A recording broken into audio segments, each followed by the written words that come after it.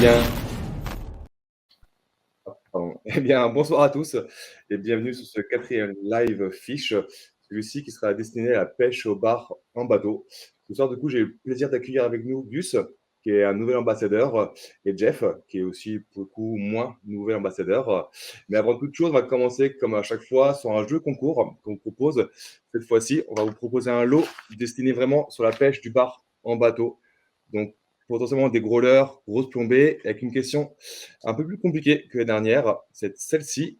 Trouvez-moi juste le poids précis d'un corps de Crazy Paddletail 120, sans ATP, que le corps. Le premier qui trouve le poids en commentaire gagne le lot. Voilà. Allez, feu. Et les garçons, présentez-vous. Gus, à toi honneur, ou plus jeune. Ok, au petit nouveau. Bon, bah alors du coup, moi je m'appelle Gurvan, donc plus connu sur Instagram du coup sous le nom Gus, donc Gus Barlesco. Donc pourquoi Barlesco? Parce que du coup je pêche le bar principalement et où bah, l'Esconil. L'Esconil du coup c'est un petit patelin dans le Finistère Sud et du coup c'est où j'ai commencé à pêcher du coup du bord, le bar. Et du coup là depuis plus récemment je pêche le bar du coup au Glénan. Donc, on va dire mon terrain de jeu, mon terrain de jeu préféré, bien que des fois je bouge un peu sur différentes zones comme Saint, ou bien même tout le Finistère Sud de manière générale, mais vraiment les Glénans principalement. Je laisse la parole à Jeff. Salut les gars, donc bah ouais, moi c'est Jeff, je suis de La Rochelle, j'habite juste à côté de La Rochelle. Donc je pêche dans la zone qu'on appelle les Pertuis charentais. Qu'est-ce que c'est les Pertuis charentais? C'est tout ce secteur qu'il y a entre le continent et les îles, l'île de Ré, l'île d'Oléron et l'île d'Aix. Et du coup, je suis ambassadeur fiche, ça va être ma 3e saison, cette saison qu'on attaque là en tant qu'ambassadeur.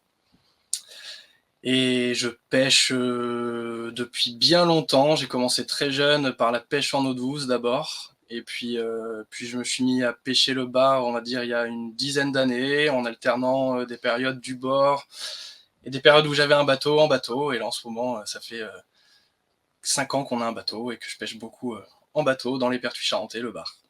Et le Bon, bar bah, moucheté et le maigre, qui sont aussi les poissons qu'on retrouve chez nous. bon, bah, top, merci.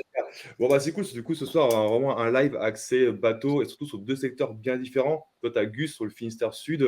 Toi, Jeff, sur les Charentes. Jeff, du coup, sur les Charentes, tu peux me dire un peu plus vraiment sur la typologie, sur les zones de pêche sur lesquelles tu as affaire? Alors, dans les Pertuis, en Charente, on a vraiment une bonne variabilité de spots. On peut trouver plein de spots différents. On a des plateaux rocheux, on a des assez beaux tombants, parce qu'on a quelques fosses, donc il y a des tombants sur les bords de ces fosses-là. On a quelques structures, même c'est sûr on n'a pas les gros reliefs bretons, mais on a quand même quelques reliefs avec des belles structures, quelques épaves qui traînent aussi. Après, on pêche aussi des secteurs de bancs de sable. On pêche aussi beaucoup des secteurs de parcs à huîtres ou de culture de moules. Voilà, tout ça dans des profondeurs entre 1 mètre et 25 mètres d'eau, donc plutôt des assez faibles profondeurs. On a des fonds qui descendent jusqu'à 40, mais c'est pas trop là où on va chercher le bar. Voilà, puis le fait qu'il y ait ces îles là, ça apporte en fait une belle diversité. Il y a des secteurs qui sont exposés à la houle, des secteurs qui sont complètement abrités. Donc voilà, ça fait une belle diversité de spots. On peut trouver du bar un peu partout. Faut juste savoir où aller et quand et dans quelles conditions, etc. Un peu comme partout. Comme partout. Bon, après, je pense quand même que ça contraste bien avec les secteurs que toi, tu peux pêcher, Gus, pour le coup, là. Alors ça contraste, mais il y a quand même quelques liens, parce que, enfin, pour parler des Glénans, c'est quand même aussi assez vaste, hein. Alors déjà, quand on parle des Glénans, la particularité, c'est que l'eau, elle est presque translucide. Moi, j'appelle ça les Caraïbes bretonnes. C'est en fait une des eaux les plus claires d'Europe. Donc ça a ses avantages et ses inconvénients pour la pêche, hein, surtout quand il y a grand soleil l'été. Bon là, la pêche est super compliquée. Mais bon, principalement, on va dire en fait tout autour des Glénans, on va avoir en fait des grands bancs de sable. Donc là, pour la pêche en début de saison, quand les bars courent après les lançons, c'est super.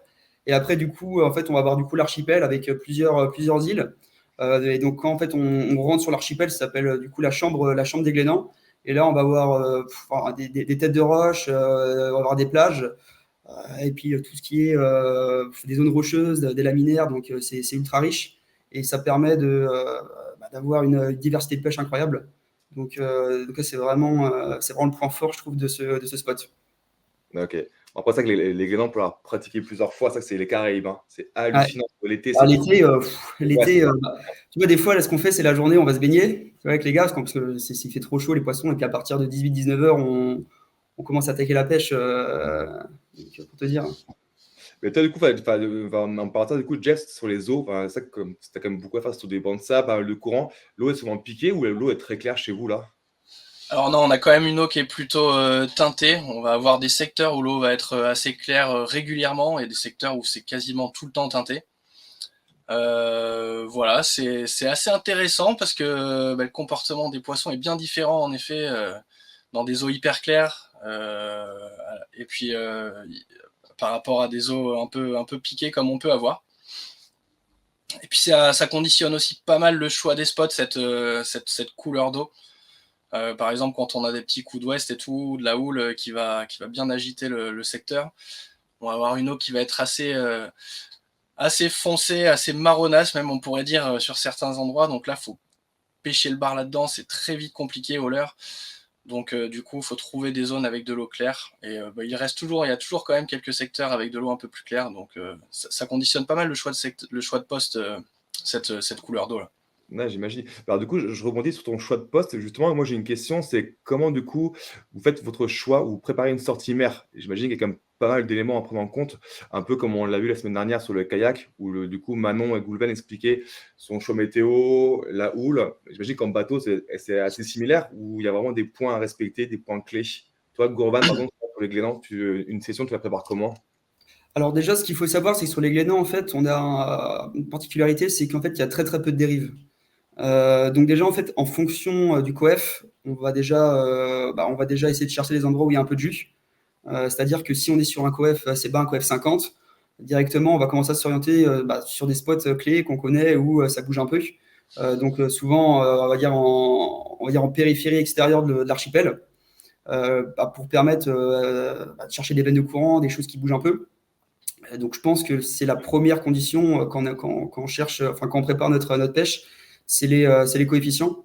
Après, on va aussi avoir le temps, parce que comme j'ai dit, en fait, l'eau est très très claire, ce qui fait que dès qu'en fait il y a un gros coup de soleil, directement en fait l'eau, on a une visibilité dans presque 10 mètres d'eau, on voit le fond de 10 mètres d'eau.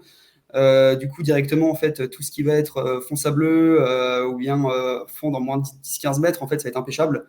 Donc, on va commencer à aller chercher un peu plus creux, dans 30 mètres, jusqu'à 30 mètres, entre 20 et 30 mètres, sur des fonds laminaires, en fait, où les barres se planquent dans les laminaires, quoi. Par contre, dès qu'on va avoir un peu de vent, une eau justement qui va se ternir, là directement, on va pouvoir justement se rapprocher en fait de la chambre et être sur des fonds vraiment entre 2 et 10 mètres. Donc, je pense que moi, sur ce spot, en fait, les deux facteurs clés, ça va être les coefficients et le temps. Donc, c'est-à-dire l'ensoleillement. Ok. Toi, Jeff, du coup, c'est assez similaire pour toi ou tu fais, voilà, il y a peut-être des points sur lesquels tu fais attention en plus? Alors du coup, en effet, le coef de marée, c'est hyper important pour savoir à peu près dans quel courant on va retrouver sur les zones. Après, ça nous empêche pas de sortir en morteau, donc quand il y a des tout petits coefs, hein, il y a des secteurs en fait, qui s'activent lors de ces tout petits coefs et justement ces tout petits coefs aussi, ils peuvent permettre parfois d'avoir une eau claire dans les secteurs qui le sont pas souvent et il y a certains secteurs qui sont clairs, on va dire, 10 jours dans l'année, mais ces 10 jours-là, il faut être sur ces secteurs-là parce que ils sont souvent, ils réservent souvent des très belles pêches. Donc après, voilà, ouais, on fait ce qu'on regarde, c'est la météo évidemment, parce qu'on a beau être un peu abrité dans les pertuis, on a quand même la mer qui peut se lever sur les côtes exposées. On regarde aussi avant d'aller sur les côtes exposées s'il n'y a pas trop de houle, hein, on va pas y aller s'il y a 3-4 mètres, parce que là, ça va déferler dans tous les sens et ça peut vite être dangereux. Le vent, on évite de sortir, même si bon, on arrive quand même à s'abriter avec derrière l'île de Ré notamment ou l'île d'Oléron, on arrive à s'abriter des vents d'ouest. On peut sortir jusqu'à 15-20 nœuds de vent quand même, c'est ce qui est assez cool. Hein. Il y a des secteurs où dès qu'il y a plus de 10 nœuds, c'est pas possible de sortir. Chez nous, grâce aux îles, on peut sortir jusqu'à 15-20 nœuds en rafale sur certains endroits précis. Donc c'est vraiment la présence des îles qui nous abrite, c'est un avantage pour ça.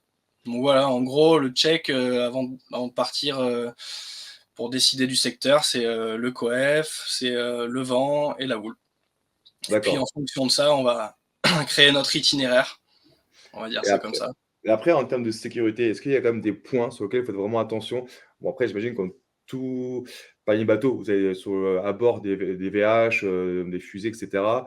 Mais est-ce que vous, personnellement, vous prenez d'autres mesures de sécurité en plus, avant de partir ou même en mer, par exemple?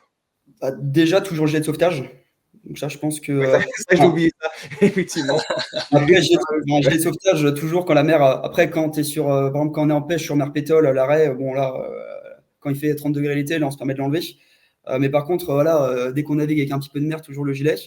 Et puis surtout, de checker toujours avant le Wingo Roof pour savoir la houle, savoir le vent, puis pas sortir s'il y a trop mètres de houle, hein. Comme disait Jeff, ça, c'est d'un point de vue, c'est même pas une question de pêche, c'est une question de sûreté. Ouais, ça ouais, donc du coup, les points, c'est vraiment le vent, coef et la houle sur lequel vraiment vous allez vraiment faire attention en termes de sécurité, en fait. C'est Ouais, ça, tout à fait. ouais, c'est vraiment les points clés au niveau sécurité. Et puis après, avoir le matos de sécu classique dans le bateau, ça c'est hyper important. Le Moi, gilet, de comme mon tu côté, dis, au moins, Super. Du coup, par rapport au vent, je sais que moi, j'ai eu affaire à des dérives compliquées par rapport au vent, par exemple, ou même sur une benne de courant.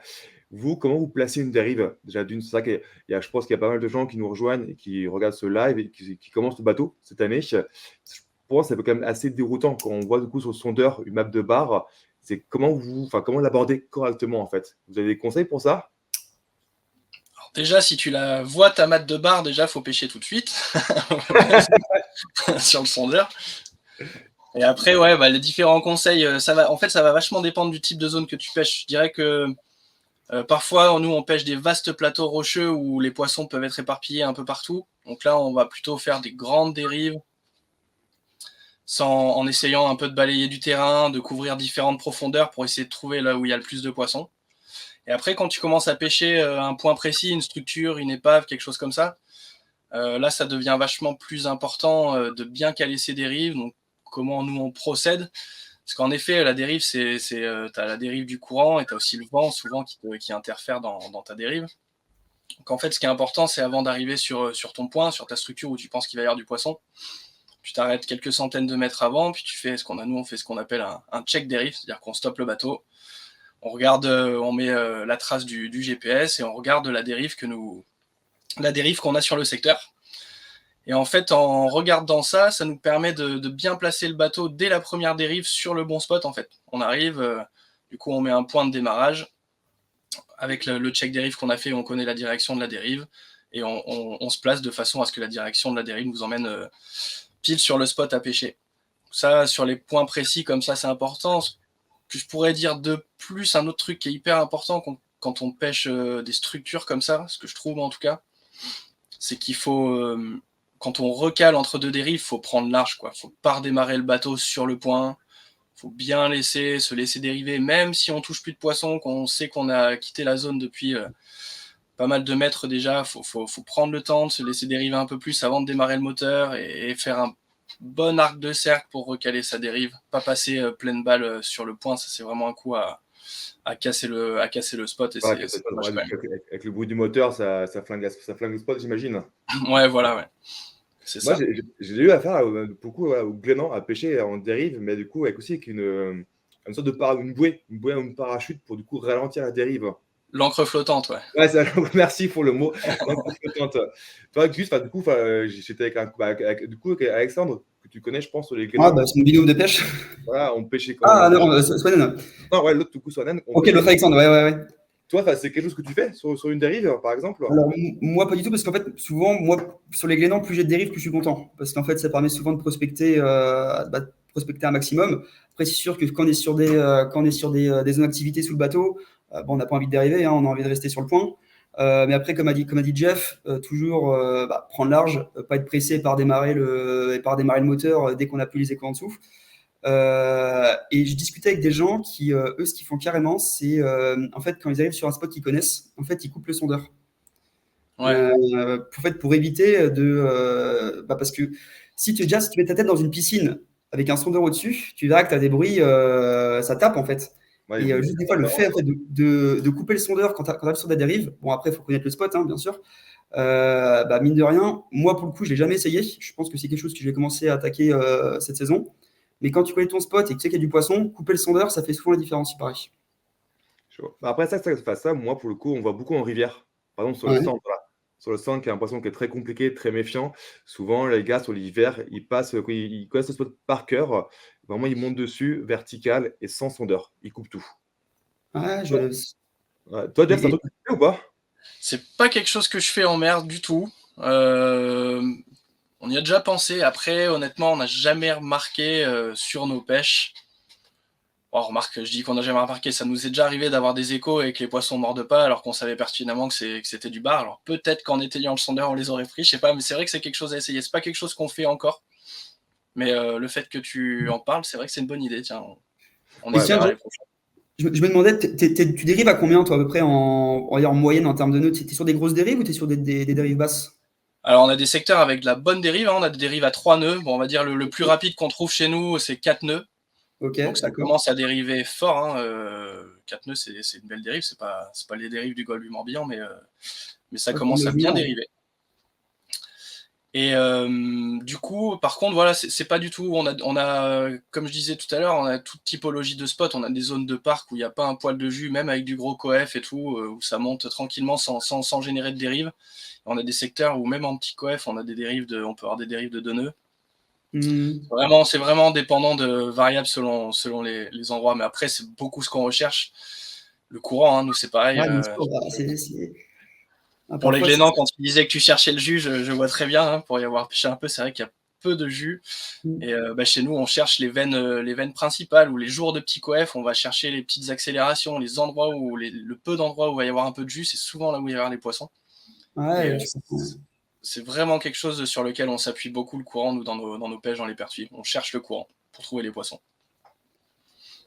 Ok. Alors, Ah non, c'est intéressant. Ça fait un peu un contraste, hein, parce que tu vois, sur les glénans, tu vois, des fois, on peut être à 0,5 à 0,5 nœuds de dérive, hein, puis souvent, ouais, on dépasse rarement plus d'1,5 ou 2 nœuds quoi, de dérive. C'est pour ça que moi, je prends la dérive comme un allié plus qu'un ennemi. C'est pour ça que je Ouais, suis pas un complètement. adepte forcément des. Après, c'est sûr que si on veut pêcher le lieu en vertical dans 40 mètres d'eau, bon, là, par contre, il n'y a pas le choix, hein. Mais moi, la dérive, je trouve ça comme un allié, quoi, parce que mine de rien, ça serait de prospecter, et puis voilà, d'avoir de quoi C'est du ça. terrain, quoi. Ça fait balayer du terrain, exactement. C'est Ça fait ça, ouais. balayer du terrain. Quand Les tu es grands plateaux statique, rocheux dont je parle, là, il y a fréquemment entre 1 et 2 nœuds, donc c'est pas des dérives énormes, mais du coup, ça permet quand même, en une bonne dérive, tu fais une dérive de 10 minutes, un quart d'heure, tu as quand même fait une belle distance et complètement, tu as quoi. eu l'opportunité de passer ton leurre devant la bouche de pas mal de poissons, quoi. Donc C'est c'est ça, tout à intéressant, fait. ces dérives.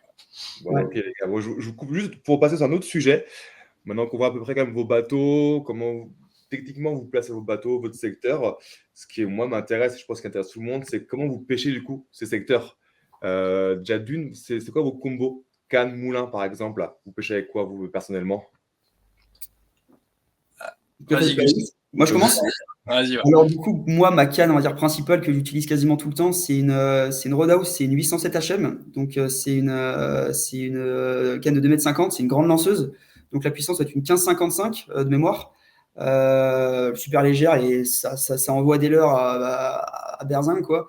Donc surtout les Crazy en 150, parce qu'en fait, du fait qu'elle fasse 2,50 m et qu'elle soit grande, ça va avoir une grande amplitude en fait quand on pêche en traction. Et je pense qu'avoir une canne de plus de 2,50 m, c'est l'idéal quoi, pour ce type de pêche. Après, pour les pêches plus fortes, j'ai une NFC, une 739, donc c'est une 30-80. Donc quand je pêchais soit en vertical, soit sur des gros crazy 200, ça permet on va dire, d'avoir de la réserve. Et après, pour les plus petites pêches, j'ai une 5,21 qui permet un petit peu les pêches à tout faire au black minnow ou bien au crazy 120, quoi. On va dire pour les pêches à la volée, les pêches un peu à tout faire dans peu d'eau. Ouais, du coup, tu as quand même un panel de cannes assez large au final C'est pour ça, ouais, pêcher. on va dire j'ai 3 cannes et je pense qu'avec 3 cannes, on peut tout faire, quoi. Toi, Jeff, pareil, j'ai l'impression. Exactement pareil, j'ai 3 cannes sur mon bateau. Une 5,25 grammes, c'est ma plus légère. Elle fait 2,20 m, comme ça. Pareil, j'aime bien un peu de longueur, moi, pour animer les leurres. Du moment que tu lances, du moment que tu pêches pas sous le bateau, je trouve ça hyper intéressant d'avoir un peu de longueur. Donc une 5,25. Après, j'ai pareil, j'ai entendu les refs dont tu as parlé, on a des cannes en commun.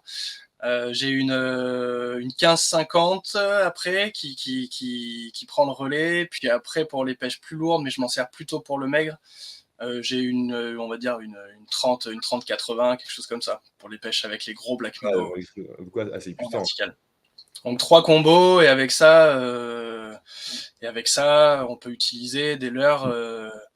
On peut aller du black minnow 90, peut-être 10 grammes sans problème, jusqu'au black minnow 200 avec la tête 120 en verti, avec la 30-80 en vertical, ça passe aussi D'accord. sans problème. Donc en gros, 3 cannes, ça permet de bien Bah, d'être couvrir plein de situations. assez polyvalent. Et du coup, là, au bout de ces cannes, niveau leurre, c'est quoi, j'imagine forcément la question, c'est quoi vos leurres? On l'a déjà faite. Je pense que des leurres, on en a peut-être 10 000. Mais si on veut recentrer un peu le sujet sur, on va dire, les 5 ou 3 leurres type bar que vous avez, c'est quoi? Toi, Jeff, du coup, comme tu es dessus là, c'est quoi tes leurres favoris en ce moment? Alors, bon, moi je pêche beaucoup au black minnow. Alors, le black minnow 120, j'en ai un là.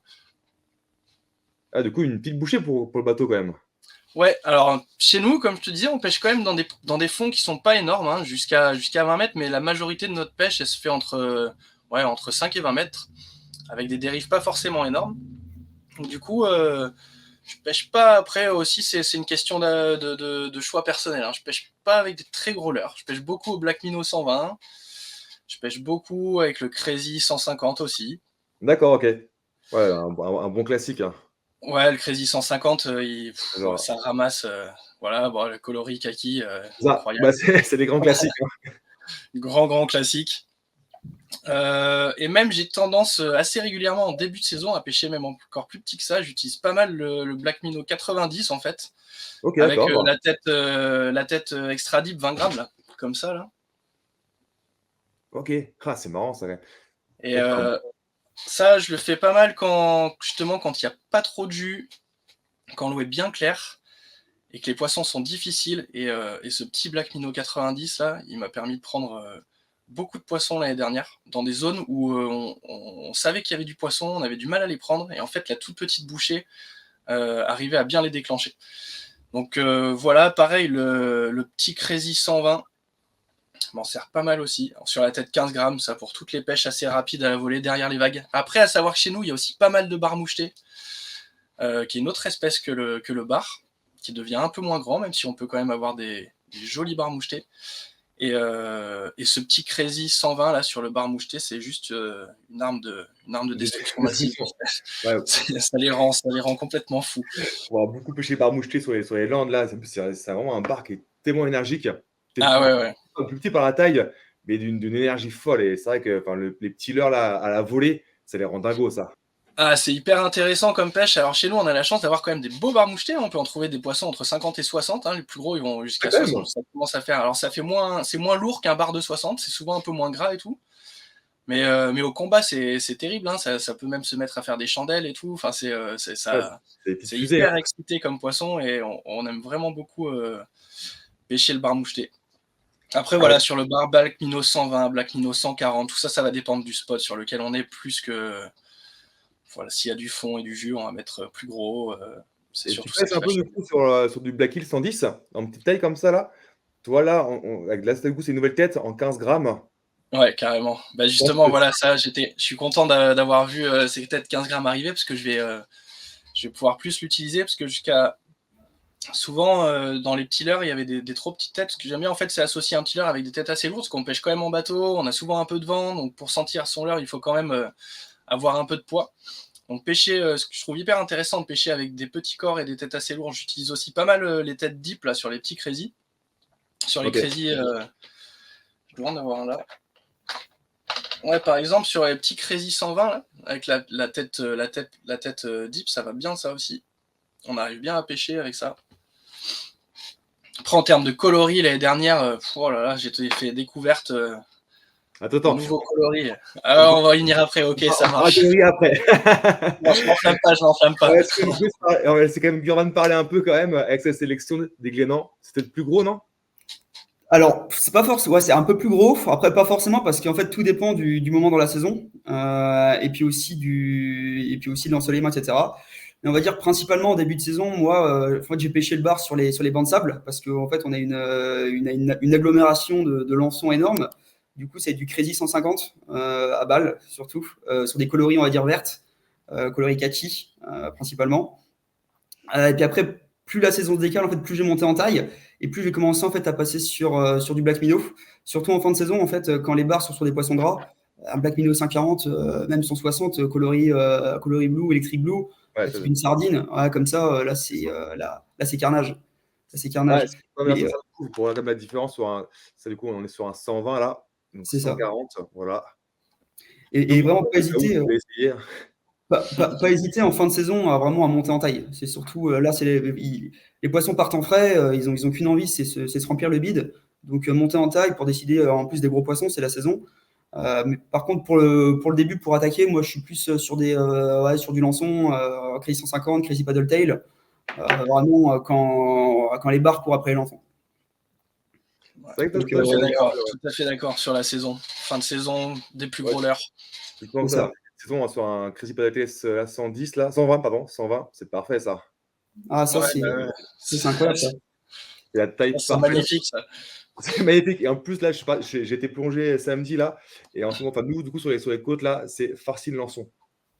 Là, les plages, ils sont déjà arrivés et ils font pile poil ces tailles là. Donc je pense que là, ce leurre, là début de saison, c'est vraiment la bouchée parfaite qui correspond vraiment au bait qu'on peut avoir sur le bord. Hein. Parce que sur le Finistère Sud, parce que pour avoir parlé avec des gens qui pêchaient eux en Normandie, eux ils ont des lançons plus gros. D'accord. Alors vraiment, nous sur le Finistère Sud, c'est pas des lançons forcément très gros, ça va être des 15 cm quoi. Ce qui fait que faut bon après un gros bar ira choper un Crazy 200, mais c'est sûr que si on veut vraiment être on va dire se caler sur le calibre des lançons, c'est du Crazy 150, Crazy 120 sur les faibles profondeurs. Mais je pense que c'est vraiment les tailles à noter. Là, du coup, c'est vrai qu'on a parlé beaucoup de taille. Maintenant, question de poids. C'est vrai que moi, forcément, ça dépend de la zone sur laquelle vous allez choisir, j'imagine. Mais surtout, une question moi, qui me revient, moi, quand j'ai commencé en bateau, c'était comment choisir mon grammage par rapport au mètre d'eau qu'il y avait. C'est vrai que du bord, on est toujours habitué à pêcher 5, 7, 10, 15 grammes. Mais pour un mec qui va commencer en bateau, qui arrive, qui va sur son sondeur, 10 mètres, 15 mètres d'eau, il y a le coef, il y a le courant. Ouais, je mets quoi en grammage? C'est Jeff, alors du coup, tu viens de dire les deux facteurs principaux. Le grammage, on choisit en fonction de la profondeur et de la vitesse du courant. En gros, si tu pêches dans 20 mètres d'eau avec pétole et pas un poil de dérive, et que tu as envie de pêcher doucement, gentiment, tu peux descendre jusqu'à 20 grammes. En gros, 1 gramme par mètre, pour moi, c'est le minimum. Dans les zones où il n'y a vraiment pas de dérive. Et puis après, ça m'est arrivé de pêcher des fois dans 10 mètres d'eau avec 3 nœuds de courant. Et là, pour sentir le fond, il faut au moins 40 grammes, quoi. Donc, c'est vachement variable. Il faut faire ses tests. Hein. J'ai envie de dire, il n'y a pas forcément de règle absolue. Tu démarres pas trop lourd. Tu vois si tu arrives à bien sentir le fond. De toute façon, pour moi, le crash test, c'est est-ce que tu arrives à sentir le fond et à le tenir, à faire plusieurs bonds sur le fond, le long de tes dérives. Si tu n'arrives pas à faire ça, sauf si tu as envie de pêcher très lentement en linéaire, mais si tu as envie de pêcher à gratter, si tu n'arrives pas à faire ça, il faut que tu mettes plus lourd. Donc voilà, y a pas... c'est hyper compliqué de donner des poids types pour une profondeur et une vitesse de courant, c'est hyper variable, quoi. Toi, Gus, du coup, c'est vrai que moi, quand j'ai commencé, on m'avait dit un truc, c'était toujours plus 10 par rapport au mètre annoncé. Ouais, alors... ça peut être une idée, ouais. Ça peut donner une idée. Ça peut déjà faire une batte de départ, tu vois, quoi. C'est ça, ouais. Alors moi, je rejoins, on va dire ce que dit Jeff. Après, moi, j'ai tendance souvent à pêcher surplombé. C'est un peu depuis toujours, je pêche parce que j'adore sentir le fond, en fait. Et surtout, en fait, pour rejoindre sur ce qu'on disait avant, en fait, sur les sondeurs, c'est que en fait, des fois, quand on pêche sur des bancs de sable, en fait, on pense qu'il n'y a pas de poisson, on pense qu'il n'y a pas de bar, il n'y a pas de poisson, et surtout en début de saison. Et en fait, si on regarde bien, les barres sont collées sur le fond, mais collées, ils sont vraiment à moins d'un mètre du fond, et courent après les lançons. Du coup, en fait, là, dès que tu vas dépasser, dès que tu décroches du fond, tu prends plus de poisson. Du coup, là, directement, il faut vraiment se surplomber. Et ça m'arrive des fois, dans 20 mètres d'eau, de monter à l'heure en 60 grammes, quoi, ou 70 grammes. Pour vraiment coller le fond et, on va dire, et maximiser les chances de prendre du poisson. Alors du coup, quand c'est comme ça, niveau technique de pêche, tu fais j'imagine que c'est pas une pêche en traction là, c'était quoi? C'est un Alors linéaire? non, là, je t'en ai déjà parlé justement de cette technique-là. C'est une technique qui marche généralement, surtout quand les poissons on va dire, sont pas actifs en pleine eau. C'est qu'en fait, donc, je prends un black minnow surgrammé, je lance, je laisse toucher le fond. Et en fait, là, l'avantage des glénans, c'est que du coup, on a une faible dérive. Et en fait, là, je ne bouge pas mon black minnow sur le fond, donc mon leurre est posé. Et en fait, l'avantage du black minnow, c'est qu'il lui faut très très peu de mouvement en fait pour qu'il s'anime. Donc, je vais sur le fond, petit poisson mort, et en fait, je canne haute et je laisse en fait le bateau dériver tout doucement à 1,5 nœud. Et en fait, les poissons viennent ramasser le leurre sur le fond. D'accord. Et ça, c'est une technique meurtrière, bien que je relâche tous les poissons, hein, mais qui fait un carnage quand on ne prend pas de poissons sur des pêches actives. En fait, c'est ni plus ni moins qu'une verticale comme en rivière. Ouais, c'est une verticale, sauf que je pêche pas sous le bateau, tu vois. D'accord, ouais. Je pêche en lancé. Je pêche en lancé, en fait, et je laisse le leurre traîner sur le sable. Ok, d'accord. Et du coup, dès là, t'en perds beaucoup comme ça ou Alors là, justement, faut pas le faire sur des fonds, sur n'importe quel fond. C'est à faire bien sur des fonds plats, pas où il y a trop de relief ou quand il n'y a pas trop de mer dans le fond. Mais dans l'occurrence, l'avantage du Black Minnow, c'est que t'es en texan en fait, donc tu as beaucoup, beaucoup moins de chances d'accrocher. Donc vraiment, l'avantage de ce leurre-là, en fait, c'est que tu peux pêcher le fond, tu peux gratter le fond sans trop de soucis. toi, Jeff, du coup, un petit élément à apporter? Ouais, sur les animations, les animations, ça va dépendre du leurre, hein. Les black minnow, je pêche beaucoup à gratter aussi, pareil. Alors peut-être gratter un peu moins quand même, parce que C'est de la gratte, hein, que je fais, gratter sur des zones rocheuses plutôt. Et donc bon, c'est de la gratte, mais il faut quand même rester vigilant à pas non plus trop frotter. On va dire la différence entre la pêche à frotter ou à gratter. Parce que même avec le texan, si tu frottes trop sur les zones rocheuses, il accroche. Voilà, ça pardonne Tu pas. laisses. Mais le black minnow, clairement, pour moi, c'est là où il a sa force, c'est sur ses pêches à gratter. En gros, tu pêches en arrière du bateau, en lançant, et puis tu contrôles, tu fais des tout petits bonds sur le fond, en essayant justement de pas t'accrocher, puis jusqu'au stop du poisson. Donc ça, c'est typique black minnow. Je fais aussi ça avec le black hill depuis qu'il y a le black hill. Ça marche fort au black hill aussi. Et puis après, par contre, je pêche vachement différent avec les deux autres, avec le crazy sandhill et le crazy paddle tail, où là, je pêche pas du tout de la même manière. Je vais plutôt pêcher plein travers courant. Le crazy est en traction, vraiment à l'animé fort. Donc je lance, je le laisse descendre, se poser au fond. Je sens le fond. Et puis là, j'enchaîne des tractions assez vives, en essayant quand même de rester assez proche du fond. Ou carrément à la volée, où là, s'il y a du poisson actif dans la colonne, où là, j'essaie même plus de rester proche du fond, mais je l'anime de façon assez violente jusqu'au bateau.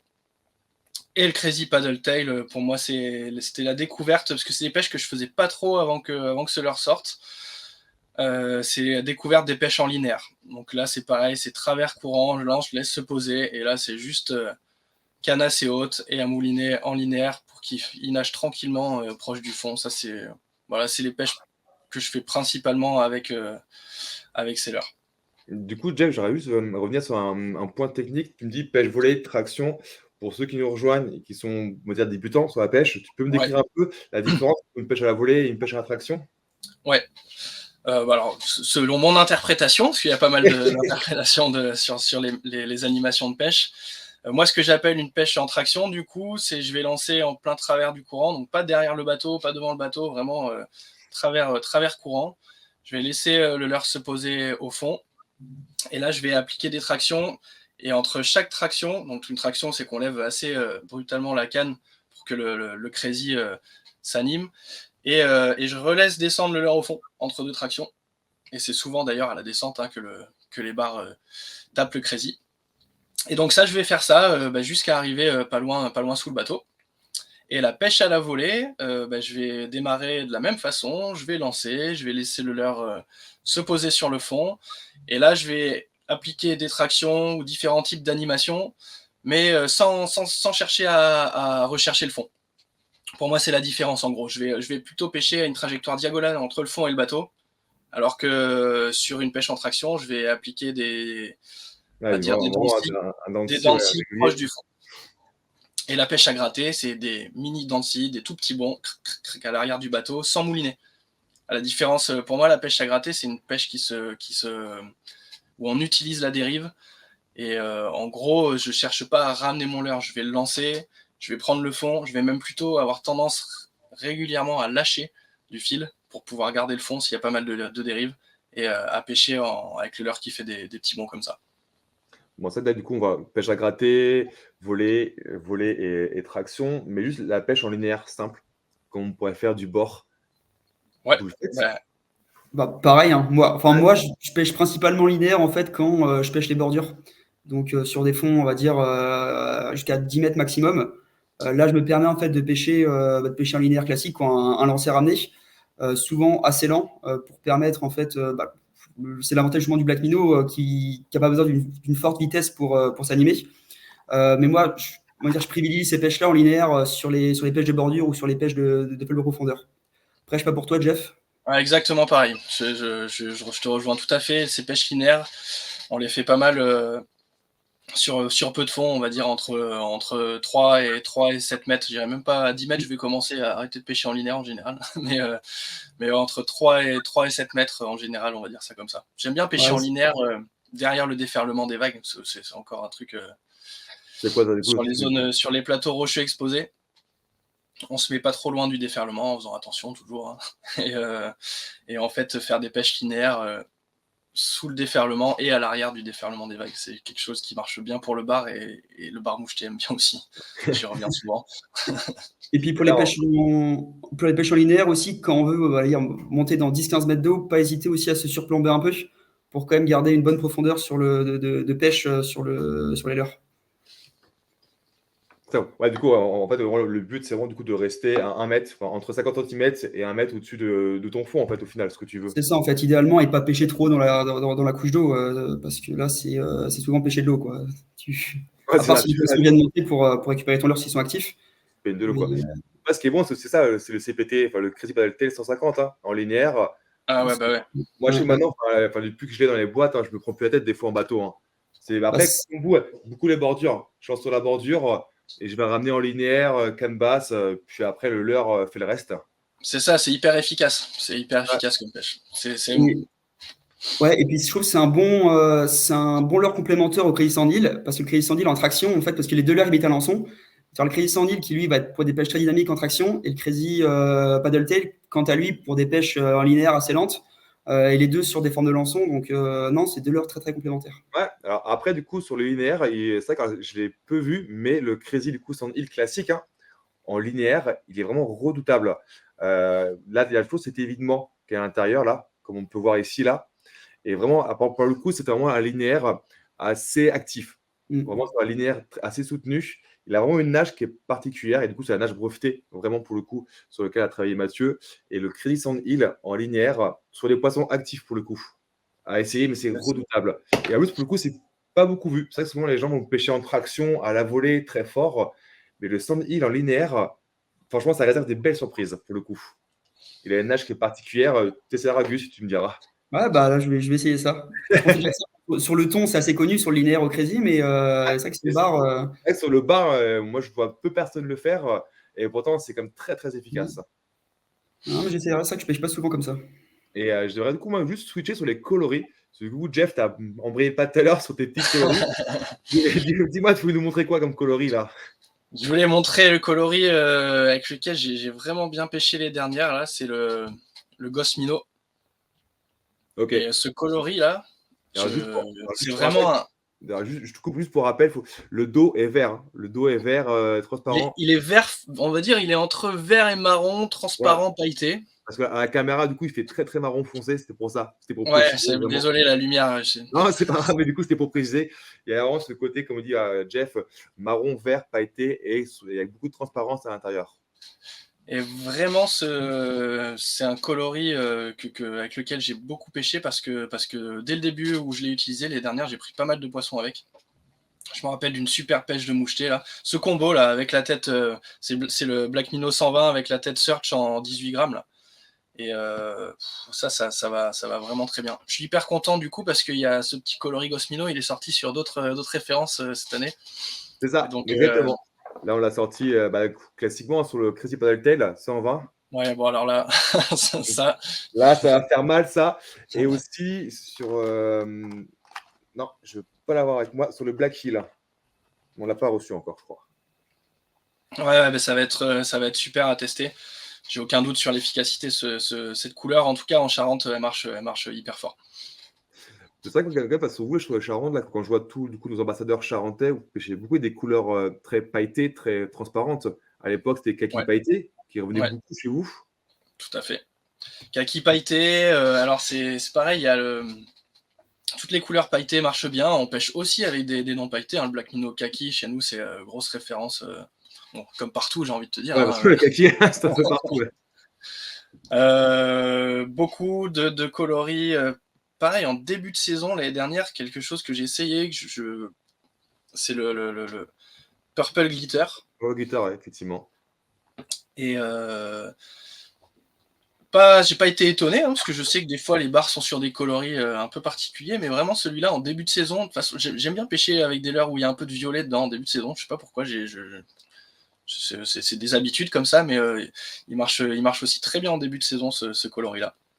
Après voilà, comme on a des eaux un peu teintées, en effet, avoir un peu de paillettes, je pense que ça peut améliorer l'attractivité du leurre. Après on pêche, voilà, faut pas résumer à ça, hein. J'utilise pas que des leurres à paillettes. Ouais, Par exemple, en plus, je crois qu'il y a ton binôme qui intervient en mango. ouais, Dame, mon binôme. Ouais, bah oui, le mango marche aussi carrément bien sur les bars chez nous dès que c'est un peu teinté. C'est un leurre qui marche fort. On n'est pas bloqué, alors on pêche. Si je regarde mes boîtes qui sont à côté de moi, c'est vrai qu'il y a beaucoup de coloris naturels dedans, qu'ils aient des paillettes ou non. Donc tout ce qui est autour du vert, du bleu naturel. Mais dès que l'eau se teinte un peu, chez nous, on n'hésite pas à envoyer du flashy, quoi, du rose fluo, du mango, et on prend des barres aussi avec ces coloris flashy. D'accord. Après, on les utilise beaucoup sur le maigre, mais c'est un tout autre sujet. Robert Betard. J'aimerais juste, avant de laisser la parole à Gurvan, te demander une question. Tu dis que du coup, tu pêchais beaucoup sur des coloris pailletés un peu de transparence, sur vraiment principalement sur du vert et sur tout ce qui est bleu, comme par exemple là le coup Electric Blue qui est du coup ici, hop là, enfin ce même lettre là, des couleurs du coup pailletées sur du bleuté. C'est des choses que tu vas utiliser aussi?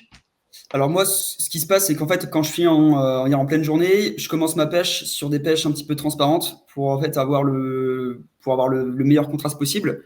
Et en fait, à partir du moment où le soleil commence un peu à tomber, là directement, je passe un petit peu sur des coloris un peu pailletés, un peu mat, type kaki, blue, electric blue, et une coloris qui marche énormément, c'est gold aussi sur le crazy. Surtout quand on pêche sur les bancs de sable, parce que ça fait un très bon mimétisme, un très très bon mimétisme avec le fond. Et cette coloris gold là quand on pêche les zones sableuses, c'est terrible. C'est clairement Là, terrible. vous allez le retrouver sur le Black Hill là. C'est ça. Et ça, dès qu'on pêche en fait des zones sableuses, cette coloris là, elle fait clairement la différence. Mais sinon, fin de journée, coloris mat, je dirais du kaki, kaki et gold. Sinon, pleine journée, Gosmino, kaki pailleté. Et puis principalement, c'est ces deux coloris-là. D'accord. Ouais, donc du coup, Très très peu de coloris exotiques, mango et tout. Moi, je suis un peu réticent à ces coloris-là sur le bar. Bien que il y a 2 semaines, j'ai fait un bar de 60 sur un BM 200 mango en pêchant le lieu. Mais moi, je suis plutôt friand des coloris naturels, plus que des coloris flashy ou exotiques. Surtout sur les eaux claires, où bon, là, c'est un peu compliqué, je trouve, d'appliquer ces coloris. Là, j'ai dans les mains un coloris qui revient, alors, qui était un best-seller chez nous, hein, qui revient, c'est le Pink. Donc ce dos marron Ouais. avec le ventre rose, avec un peu de pailleté. Je pense que tous les deux, c'est validé ça? Bah, surtout C'est sur les zones totalement rocheuses, validé. à mon avis. Sur les zones rocheuses, il va être très très bon, type un peu petit gobi ou quoi. À gratter, ça peut être terrible. Ouais, il est hyper polyvalent. Moi, j'ai pris des poissons partout avec ce coloris-là. Pourtant, je sais pas s'il y a trop de petits poissons qui ressemblent à ça dans l'eau, mais. Ça fait branche un petit peu, je pense. Un grondin, Ouais, sûrement. ouais, un grondin, rouget, peut-être un truc comme ça, hein. Mais ouais, ce coloris, il marche hyper fort. Un peu comme aussi, là, cette petite nouveauté. Je sais pas si vous l'avez pu du coup l'essayer, le Wakazaki. Du coup, toi, Ah, Jeff, pour vous, qui aime bien ce côté transparence pailleté.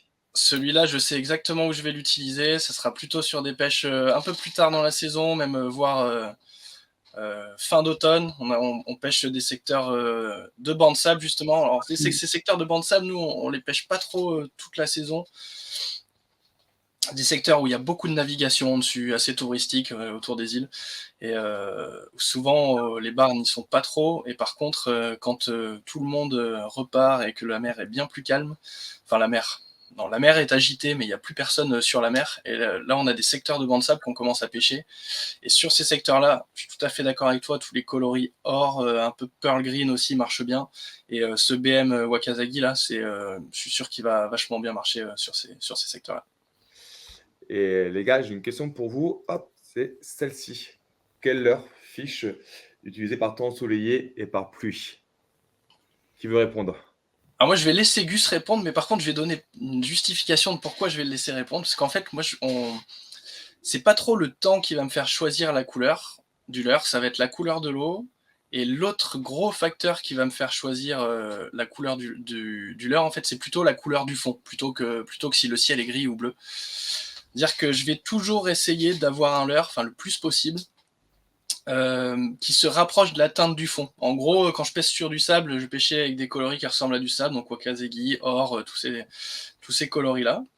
Et dès que je suis sur des fonds rocheux ou des fonds recouverts de laminaire un peu marron, là je vais plutôt passer sur des coloris plus dans les teintes vert, enfin le Gosmino, le kaki et tous ces trucs-là. En fait, mon but c'est d'avoir un leurre qui tranche pas trop avec le fond, que la couleur du leurre soit assez proche de la couleur du fond. C'est plus ça qui va me faire choisir que le temps ensoleillé ou la pluie. Ok, alors moi, par temps ensoleillé, donc c'est un des plus gros facteurs quand on pêche sur les glénans, donc sur des spots avec de très très clairs. Donc moi, directement, ce serait la colorie Gosmino, parce que en fait, elle a l'avantage d'être un petit peu transparente en fait sur sa partie inférieure. Du coup, en fait, il y a les rayons du soleil en fait qui vont venir taper dedans et du coup rayonner à différents endroits. Et plus du coup les paillettes sur le dessus qui vont venir aussi un petit peu en fait faire réfracter la lumière. Et en fait, ça va éviter de donner en fait au leurre un aspect trop leurre, mais plus une forme, en fait, une masse. Et du coup, le poisson, il va être beaucoup moins méfiant parce qu'il va juste voir une masse et pas un leurre parfaitement tracé. Donc, on va dire par temps ensoleillé, des couleurs un petit peu transparentes avec des paillettes. Et par contre, par pluie, moi, je suis en Bretagne, du coup, il pleut jamais. Donc, je ne peux pas répondre à ça. Non, plus sérieusement, par temps de pluie, moi je dirais des coloris. Je prendrais peut-être un coloris presque blanc, un petit peu comme de l'écume. Parce que je sais que moi, quand je pêche l'écume, sur des endroits où ça tape un peu, parfois je sais qu'envoyer un black minnow blanc, ça fait la différence. Bah justement, c'était aussi une question là. Et le BM en blanc. C'est ça qu'on Le l'a pas BM en blanc, directement, dès que tu as de la mousse. évoqué. Dès que tu as de la mousse ou de l'écume, BM blanc, ça fait la différence. Exactement. Ouais. Et l'attractant dans tout ça, que vous en utilisez? Moi, je garde le laractan naturel qu'il y a sur les leurres quand on les achète. Après, j'en rajoute pas. Je sais pas pour toi, Jeff. Non, moi je mets pas d'attractant. J'en mets pas. J'ai jamais. On va dire que j'y crois pas mal aux attractants, mais plutôt en eau douce, quoi. Je sais pas pourquoi. En mer, en mer, j'en utilise pas. Voilà. En fait, l'avantage de l'attractant, enfin, on va dire, je pense pour les pêcheurs de sand, c'est souvent en fait que le sand garde plus longtemps le leurre en bouche et donc vous loupez moins de poissons. Il y a un- il y a un Quand on facteur, pêche le bar, souvent on se fait Bon, le bar, souvent on se fait coffrer le leurre, il n'y a pas d'hésitation. Donc c'est ça, c'est cash. c'est assez cash exactement quoi. ça. Donc Et là, moi j'ai pas attractant. il y a aussi quand même un petit leurre qu'on n'a pas parlé, qui est en bateau. Moi, je sais que sur les chasses, j'aime beaucoup. C'est le Powertail. Hop, là, tout le monde voit bien. Le Powertail Saltwater. Je pense que sur les chasses, ça fait unanimité là-dessus.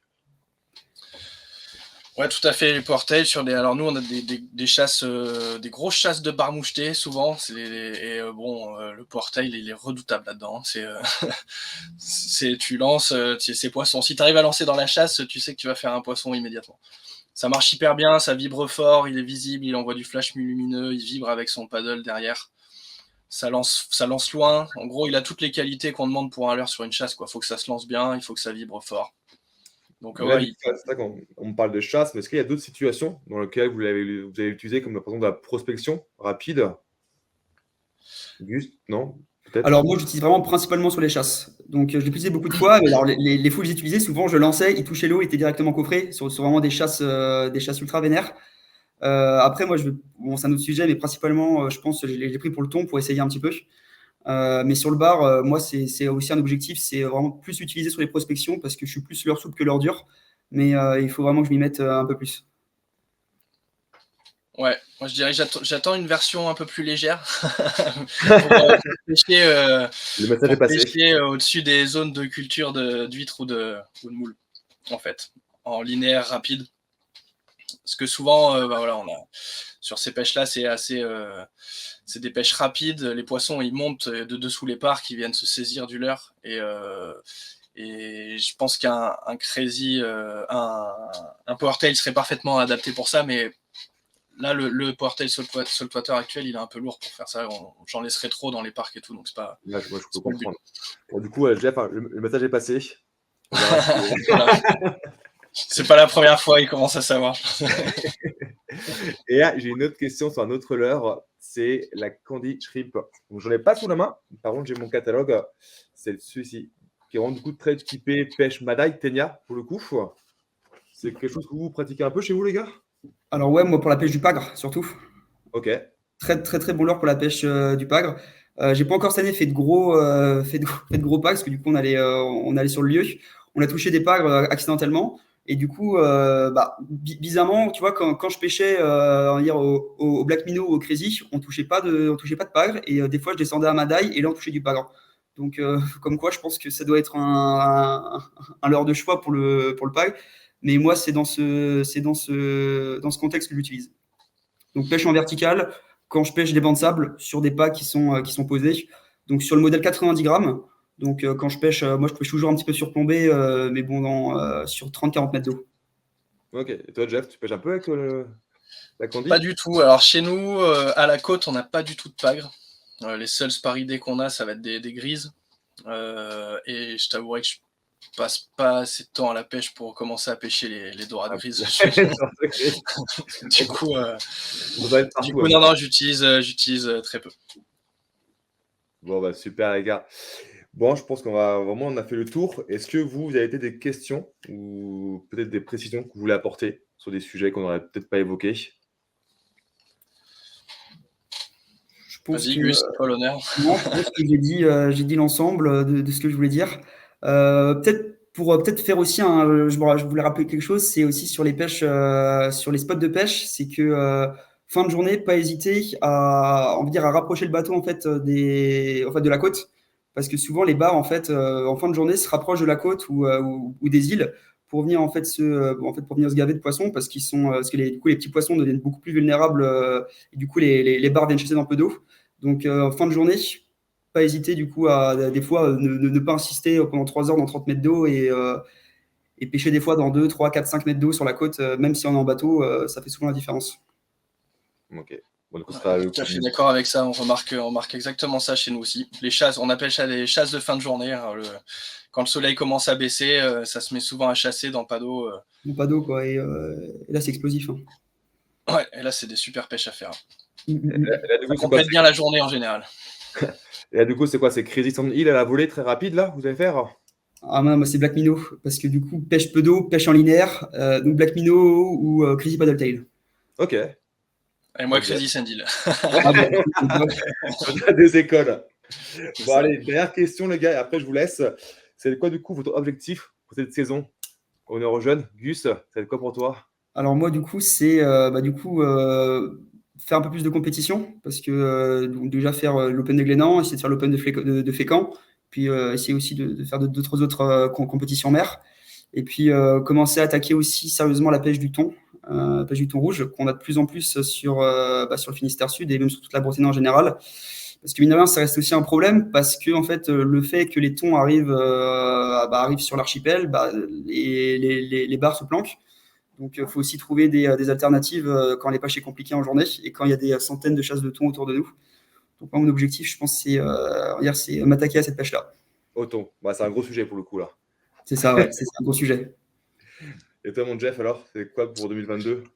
Objectif, passer pas mal de temps sur l'eau, prendre plaisir à la pêche en bateau. Déjà, ça va être des objectifs principaux. Puis après, en termes de poissons, j'aimerais bien prendre quelques barres de 80 cette année, pourquoi pas. Parce que c'est vrai que ça fait quelques saisons que j'ai pas pris de barre, que j'ai pas passé la barre des 80. Donc, allez, cette année, on va essayer de renouer avec la barre des 80. Puis après, j'ai gros objectifs surtout sur le maigre. Je passe pas mal de temps à pêcher le maigre. Et gros objectif, j'aimerais prendre un gros maigre. Un gros maigre. Tout simplement, quoi. Un maigre de un maigre de 15-20 kilos, je serais hyper content, quoi. Voilà. J'attends l'invitation pour la pêche du maigre. Pas de problème, on va s'organiser ça. Contre une pêche du thon. Yes. Voilà, merci les gars.